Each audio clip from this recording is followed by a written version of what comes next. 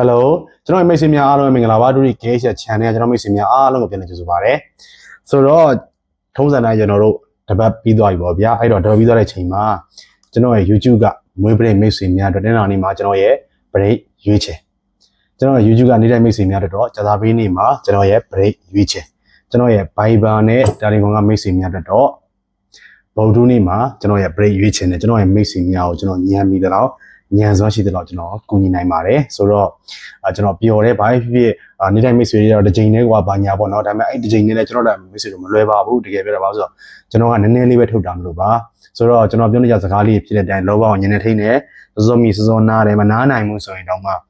စနစ်ကလေးနဲ့နီးလေးစနစ်ကလေးဘောင်လေးနဲ့လုပ်တယ်ဆိုတဲ့မိတ်ဆွေများတော့အေးစစ်စစ်နဲ့တသားရပါပဲဆိုတော့ကဲထားပါတော့အဲ့တော့မိတ်ဆွေတို့ကျွန်တော်လာမယ့်တစ်ပတ်အတွက်မွေးပရိတ်ကြောင်းပြောဖြစ်ပါတယ်ဒီမွေးပရိတ်ကလေးမိတ်ဆွေတို့ကျွန်တော်ညံမိသလောက်အကောင့်ကျစားထားပါတယ်နော်ဆိုတော့မိတ်ဆွေတို့ကျွန်တော်တို့က29ပေါ့နော်29ရက်နေမိတ်ဆွေတို့3ရက်နေထိကျွန်တော်ရဲ့အကောင့်ဆုံးမွေးပရိတ်ကတော့နှစ်4ပရိတ်ဖြစ်ပါတယ်နော်ဆိုတော့နှစ်4ပရိတ်ထဲမှာကျွန်တော်အကြိုက်ဆုံးရွေးချယ်ပါမယ်နော်ကဲအဲ့တော့ကျွန်တော်ရဲ့ဒီပေါ့နော်အမာခံပေါ့နော်အမာခံ KH ကြီးဘလိုပဲနေဘလိုပဲဖြစ်ဖြစ်အမြဲတမ်းကြည့်ရှုတယ်အမြဲတမ်းအားပေးတဲ့မိတ်ဆွေတယောက်ချင်းစီတိုင်းကိုကျွန်တော်အမြဲတမ်းကျေးဇူးတင်ပါတယ်ကျွန်တော်ခံယူထားတာတခုရှိတယ်ဗျကျွန်တော်တို့ဘယ်လိုပြောမလဲ customer မရှိရင်ဘာမှလုပ်လို့မရအောင်ကျွန်တော်လက်ခံထားတာအရာပဲ customer မရှိရင်လုံးဝဘာမှလုပ်လို့မရအောင်ဒီထဲမှာလည်းဟိုဈေးရောက်နေတဲ့မိတ်ဆွေတွေရှိလားမသိဘူးเนาะကျွန်တော်ရဲ့အတွေ့အကြုံတွေကျွန်တော်ပြပြမယ်ကျွန်တော်အသက်24 25လောက်ကပါเนาะကျွန်တော် Buffalo Company မှာဝင်ပြီးအလုပ်လုပ်တယ်ဗျသိလားအဲ့ Buffalo Company မှာ company ရဲ့ဝင်ချင်းမှာသူစာကြီးကတ်ထားတယ်MD ကပေါ့เนาะ MD နာမည်တော့ကျွန်တော်ပြောတော့ဘာလဲဆိုတော့ customer is everything ပေါ့เนาะcustomer ကအရာပဲဖြစ်တယ်လို့သူပြောတယ်ပြီးတော့သူ meeting တိုင်းကျွန်တော်တို့မိတ်ဆုံစာပွဲတိုင်းမှာသူပြောနေကြစကားတစ်ခုရှိတယ်အဲ့ဒါဘာလဲဆိုတော့သူရောင်းတဲ့ပစ္စည်းက1000ဟုတ်ပြီဟိုဘက်ကလူရောင်းနေတာ1000ပစ္စည်း quality လည်းအတူတူပဲပုံစံလည်းအတူတူပဲပြောချင်တာအတူတူပဲဟိုမှာဝယ်လဲ1000ပဲသူ့စီမှာဝယ်လဲ1000ပဲအဲ့ဒါအောင်မှသူ့စီမှာလာဝယ်တယ်ဆိုကြတဲ့က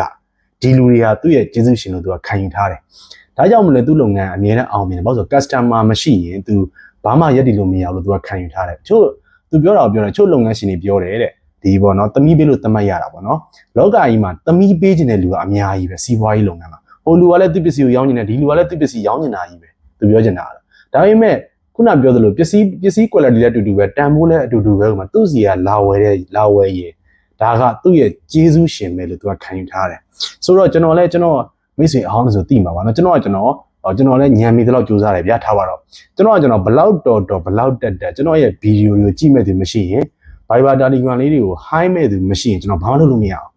ဘာမှမလုပ်လို့မရတာဆိုတော့ကျွန်တော်ကြည့်ရှုသူကျွန်တော်ဗီဒီယိုလေးကြည့်ပြီးခဲ့တယ်အရင်တော့လည်းကြည့်တယ်အခုလည်းကြည့်နေတဲ့တယောက်ချင်းစီတိုင်းကိုကျွန်တော်အမြဲတမ်းကျေးဇူးတင်နေပါတယ်အဲ့ဒါတကယ်ပြောတာပါမိတ်ဆွေတို့နော်ဆိုတော့ကျွန်တော်ယင်ထဲကစကားလေးတွေဖြစ်တယ်ဗျာလောဘအောင်ညနေထိန်းမှာဖြည်းသွားပါပုံမှန်သွားပါတိုးတာတွေထက်တာတွေမလုပ်ပါနဲ့ဆိုတဲ့စကားလေးတွေလည်းကျွန်တော်အမြဲတမ်းပြောနေမှာဖြစ်ပါတယ်ဘာလို့ဆိုတော့ကျွန်တော်ရဲ့မိတ်ဆွေများပေါ်မှာကျွန်တော်ကြီးကျယ်ပြတာဟုတ်ပါဘူးဘာမှကိုကြောင့်နစ်နာတာဆုံးရှုံးတာမဖြစ်စေချင်တဲ့အပြင်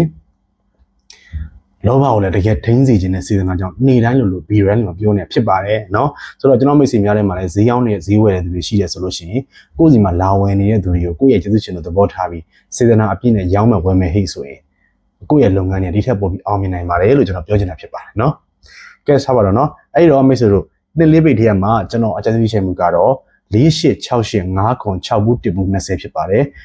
နှစ်လေးပိတ်ထဲမှာကျွန်တော်အကြံပြုချက်မှုကတော့4868 5 6 ဘူး1ဘူး20ဖြစ်ပါတယ်ဆိုတော့ကျွန်တော်မိတ်ဆွေများအားလုံးစိတ်ချမ်းသာခြင်းကိုယ်ကြီးကျန်းမာခြင်းပြည့်စုံပါစေသွားတဲ့ကိုပါလူရဲ့ဆန္ဒရပြည့်စုံပြီးတော့လောဘကိုအမှန်တကယ်ညှင်းနေနေပါခင်ဗျာကျွန်တော်မိတ်ဆွေများအားလုံးကိုအရင်ချစ်ပါတယ်ခင်ဗျာ